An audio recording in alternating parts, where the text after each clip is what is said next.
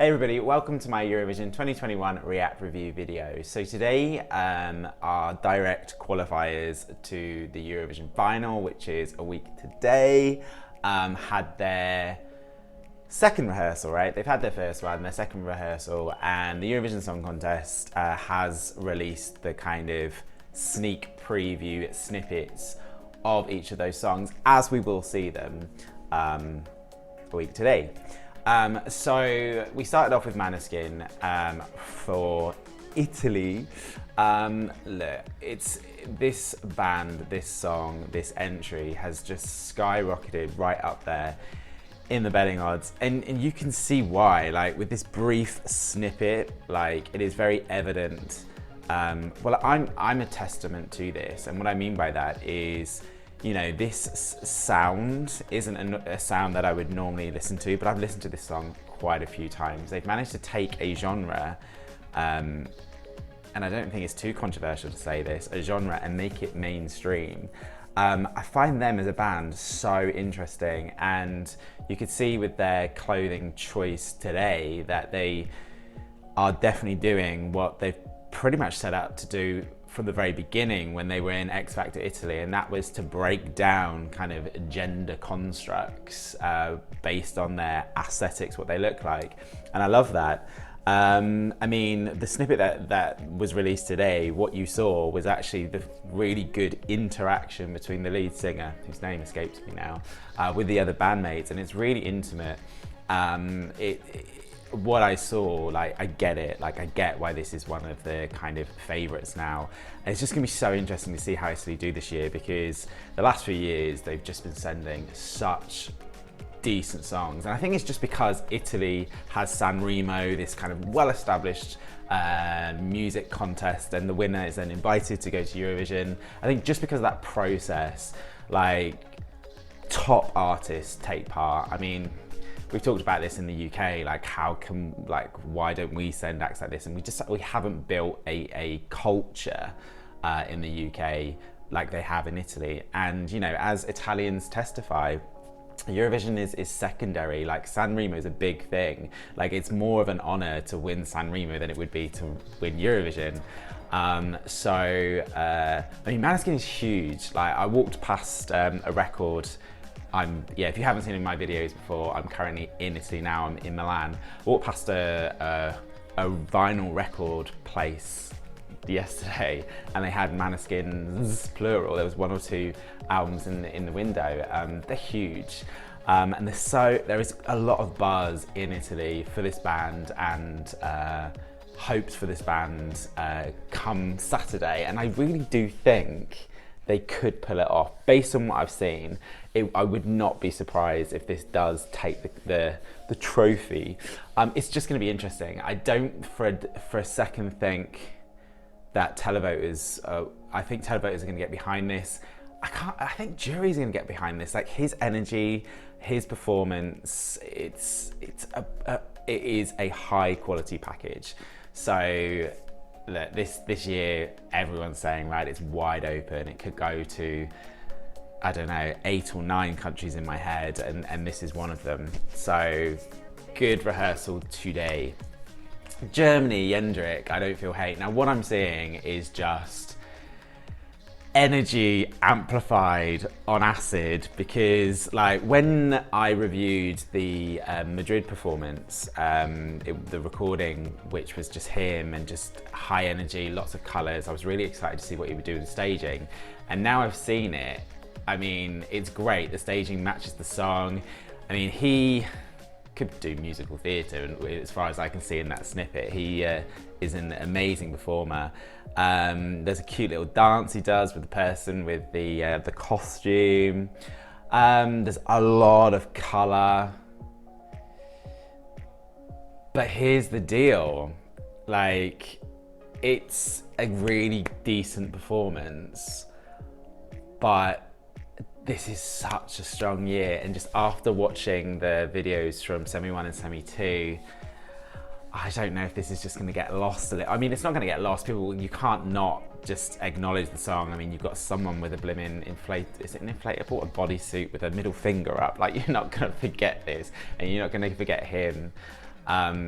I just think, yeah, when you compare it to all the other songs, comparatively, it's going to be interesting. Yeah, I think Germany's going to really struggle to be on the left-hand side of the board this year, regrettably. But it's good fun, and I've talked in my Eurovision channel the importance of the song and the lyrics of this song, and how these lyrics have such special meanings this year for certain countries that are participating in regards to equality and stuff like that. So I wish it well, but I enjoyed watching the snippet. The snippet's good, and yeah, he's ready. I don't know about the camera angles and stuff, but you can see with that energy, it could be Eurovision final tonight. He's ready to go. Right, Netherlands. Now, I have been very honest about my love for this song, and what I'm seeing is I'm relieved, because I talked about his live performance that he did when he premiered the song, and it just wasn't good, and it didn't sound very good. And then I was quite surprised when it randomly came on my phone, and I was like, oh, I like this song, who is it? And it was, yeah, Jeangu, Birth of a New Age. And I was like, oh, I thought I didn't like that song. And the studio cut is amazing. I listen to it all the time. What I'm seeing is actually really, really good. I kind of really like his androgynous outfit. And in the snippet that you see, there's a moment, well, at the end where one of the dancers is doing some kind of quite captivating dancing. The backdrop looks great. He looks great. Entries who host Eurovision of late have just not done well. And what I mean by that is, yeah, the host country over the last few years, there's been a trend where they really struggle to do well. I hope that doesn't happen with this song, because Jeangu is awesome, and I actually really think that the staging does elevate this song. And I just don't understand why some people just don't get on board with this song. I mean, the sound itself, I mean, have we had something similar to this sound before at Eurovision to know how it's going to do? No, I don't. Not this specific sound. But I'm trying to think of like cultures that aren't European that have managed to send a song. Yeah, people are going to slate me for this. Stella Mwangi, Hubba Hubba. I know, obviously, he is from Suriname, which is South American, and obviously she represented Norway, but she's from Kenya, or ethnically her parents are from Kenya. That song didn't qualify, and that was a kind of non-European sound. I don't know, maybe I'm talking absolute rubbish. I just don't know. Like, I like this sound. Some of my friends that I've spoken to about the song like this sound. I don't know with every country participating whether those countries will get on board with this sound. I hope so, because just for him alone, because I think he's awesome, I really hope this doesn't kind of follow the trend of bottom five, because it doesn't deserve it. It's a great song. And I'm hoping with what I'm seeing in regards to the backing dancers and his clothing, and also the backdrop, that I've talked about the fact that the song is a bit of a slow burner. It does take a while to get going. And I'm just hoping that just the visuals alone, people will kind of sit to take in the visuals, like a visual feast. And whilst they're taking it in, then the song will start going, and then people, by the end of it, will enjoy it as much as I do. Okay, then France. Look, there was rumours that like France were gonna shake things up with the staging.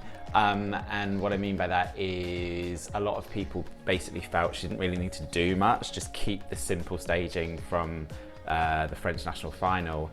And then France said they were going to do some changes. Well, I didn't see any changes as far as I can see. Even like, it's not even the camera shots, how the camera works and the movement of the camera, it's very similar to the national final. I mean, a lot of people, well, I reviewed and reacted to France and Switzerland side by side. So I think by that, I have tended to talk about them both together if I talk about one. And I'm going to do the same. If we're going to kind of rule out, we're going to rule out Italy, rule out Bulgaria, rule out Iceland.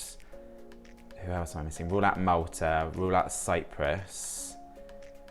and you're just left with Switzerland and France. What I've saw from France and what I've seen from Switzerland, I think Barbara's is more, I'm more captivated. I saw Switzerland's second rehearsal, so I saw more of the dance moves, and it pulls me out a little bit of this kind of dramatic ballad fantasy. I'm sure if I see the whole thing, because I've heard once you see the whole thing, it's very good, but I was quite distracted by the movement. I mean, I'm talking about Switzerland now. I quite like the fact that the props on stage were moving away, but his movement, I think in my head just envisaged the stereotypical historical placement with microphone, just using that belting voice that he has and just kind of taking us home with that voice. But he's doing choreo effectively. France is almost the antithesis of that. It is her just standing there, you just need the camera on her face. That's all you need. I mean, I love the fact that there's a lot of light projecting behind, and just kind of obviously we've got this kind of halo effect around her, which is really great. But you just need to kind of hone in on her face, because she just delivers a performance with her face. But then so can Gudjon's Tears. I don't know whether Switzerland have overcomplicated it. That's my worry, because I really, really like that song. For me, France's performance is better than Gudjon's Tears. So if we're gonna kind of have a boxing match between the two, based on what I've seen, I prefer Barbara's staging, and seeing both of them perform, I think Barbara will do better than Gudjon's Tears, but the betting odds agree with me. So I enjoyed what I saw.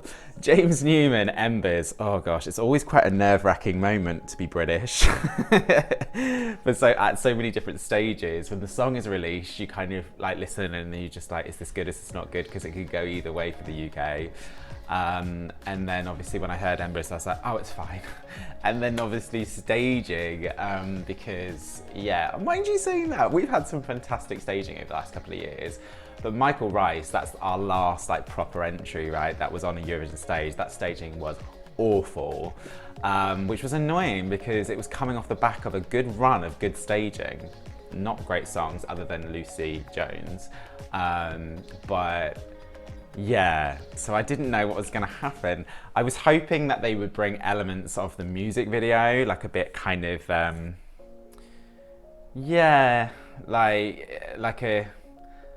like a junkyard feel with maybe, I don't know what I was thinking they were gonna do. I was quite surprised when I saw an image yesterday of two big trumpets. I was like, oh gosh, does that look a bit too kitschy? It doesn't actually. It looks okay, and it's just kind of just highlighting the hook of the song, which is the trumpet interlude, right?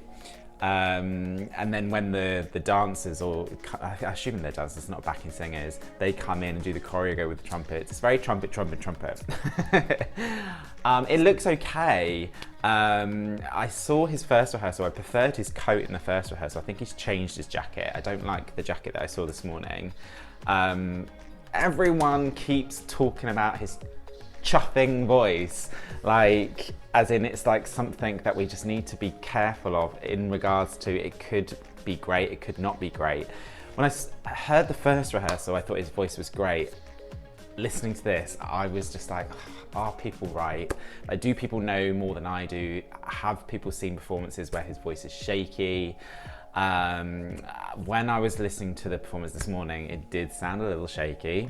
But he is very confident, and I don't think it's a nerve thing, so I'm not too worried about that.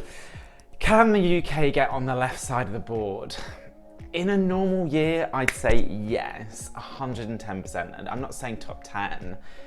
This is such a strong year this year, and whilst I think if we give that whole scenario, which ones of these would actually qualify out of a semi-final, I think the UK would. Would it qualify out of semi-1? Maybe not.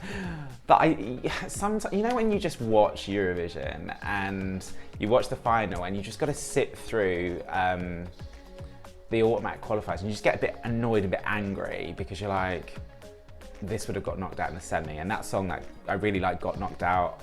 I'm really annoyed. The one thing I can safely say is none of these songs, because I'm going to move on to Spain in a second, none of these songs I'm annoyed about. So there are going to be songs that aren't going to be in the final, guaranteed, okay, that I love and that people love, particularly in semi-1. I mean, there's 14 songs that I really like, only 10's going to get through. But I'm not going to have that sensation this year, because yeah, all of these, I'll move on to Spain. Let me move on to Spain first. Spain.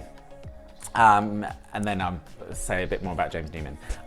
This looks fine. Like, I really actually like what he's wearing. It's simple but nice. They do really clever things with the lighting in regards to being in line with the production of the song. His voice is incredible. There's no doubt about that. I mean, this sound is amongst other similar sounding songs, i.e. power ballad, with male vocals. I mean, you've got Austria, you've got Estonia. It looks fine, it sounds fine. I actually really like this song, and I'm not even just saying that to appease Spanish Eurovision fans who are pretty hardcore. I actually genuinely really like this song.